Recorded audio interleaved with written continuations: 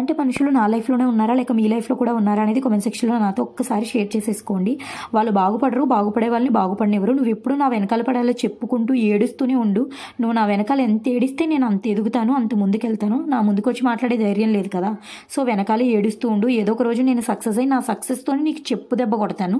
చేత్తో అయితే కొట్టనులే, నా సక్సెస్తోనే కొడతాను. కొన్ని రోజులు టైం పడుతుంది, అలా చూస్తూనే ఉండు. సో ఈ వర్డ్స్ ఎవరి కోసం చెప్పానో వాళ్ళైతే వీడియో కంపల్సరీ చూస్తారండి. మిగిలిన వాళ్ళైతే దయచేసి ఇగ్నోర్ చేసేసేయండి.